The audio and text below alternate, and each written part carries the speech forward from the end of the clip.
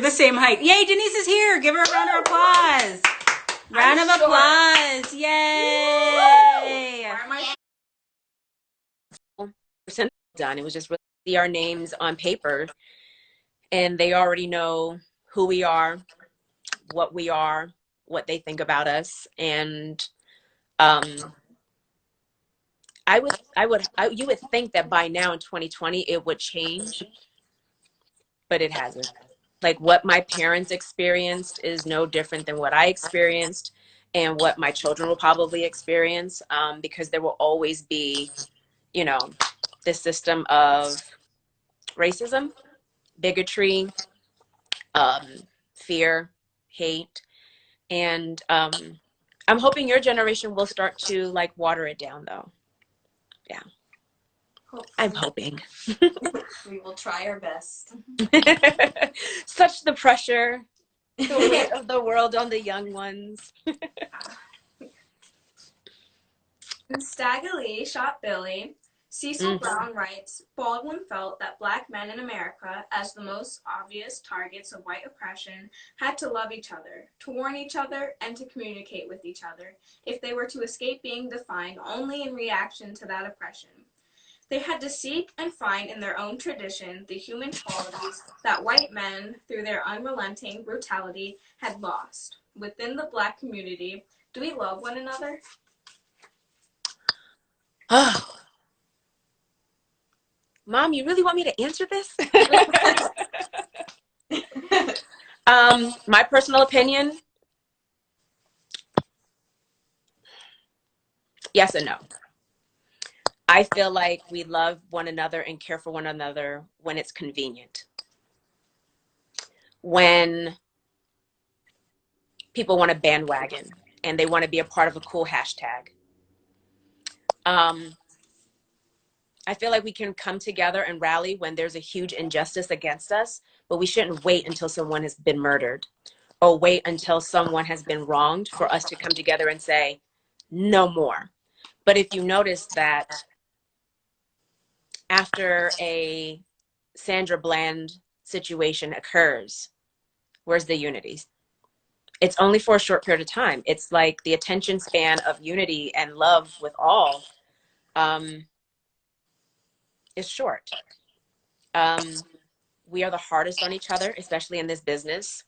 We tear each other down. We put each other against each other from the skin tones. I mean, I've been told so many times I'm not a real black woman because I'm not dark enough. I'm told that, or because I'm biracial, that I need to have my own category because that doesn't mean I'm really black. But I'm black if I do something great that they can say, she's one of us, and that's unfortunate. But the Asian people do that too. I'm not Asian enough, and I'm not Asian until I do something great. And they're like, oh, you know, she's also Korean. That's why she's so pretty, you know? It's just unfortunate that we can do so much better. Like when I see, for instance, the Madam C.J. Walker movie, I didn't want to watch that movie because of all the bad reviews that I saw about it. People tore that movie apart and tore it down before anyone got a chance to watch it. And then they wonder, why doesn't white Hollywood support black films or black actors? Well, because you tear it down all the time. You tear the actors down. You say, well, why is that person in all the movies and I'm not watching that? And it was horrible this and it was horrible that. I could tell you 100 movies that are classic films now that have the worst acting, the worst wardrobe, the worst music, and you can see all the mistakes, but they're called classics because they didn't know any better then, but they also didn't have social media platforms to tear it apart and talk about it and be vocal. We came together for Black Panther, but we won't come together for something like a movie like Black and Blue, which a friend of mine named Deion Taylor wrote and produced and directed, that talked about police brutality even against their own, when their own is an African-American person.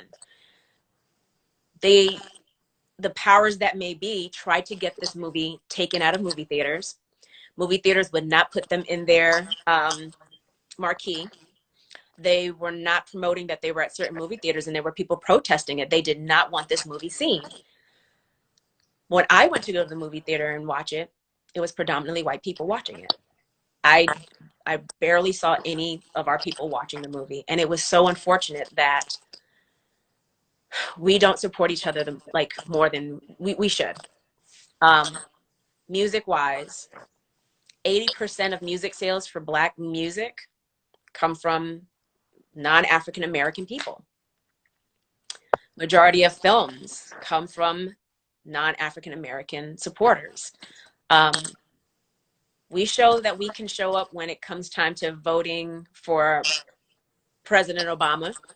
We showed that we can come together when when it comes to marching, for Black Lives Matter. We can come together when it's time to go watch Black Panther. But I don't believe that we do it on a daily. And I think that if we did, we would have more Black Panther numbers and films, and we would have less bigotry and less racism directed towards us, because then they know that they couldn't do it and they couldn't get away with it. I don't know if that answered your question. It did. Mm-hmm. Yeah. I mean, there's room for all of us, so I wish everyone would just ditch the labels. Yeah, it doesn't make any sense. God made all of us. You know what I mean? Like that's what always concerns me about a lot of people who claim that they're Christians and they're good Christians.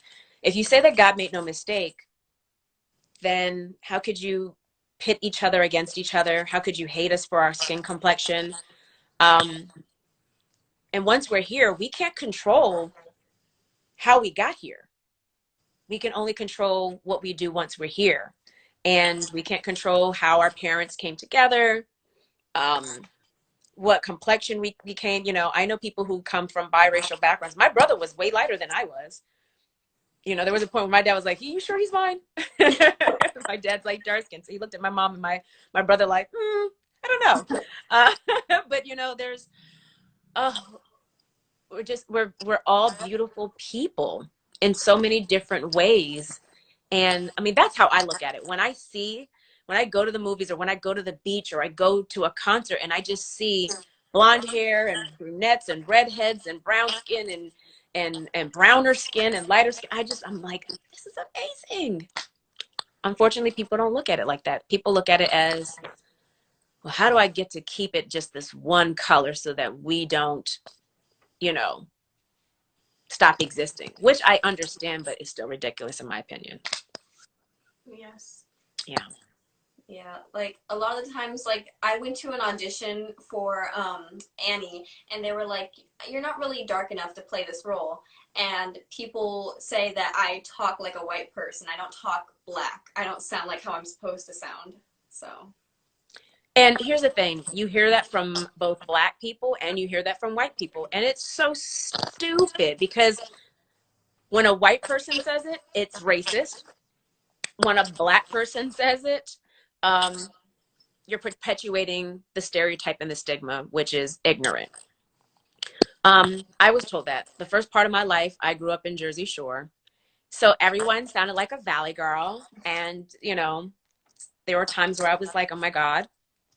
And then I moved to DC in the middle of the school year.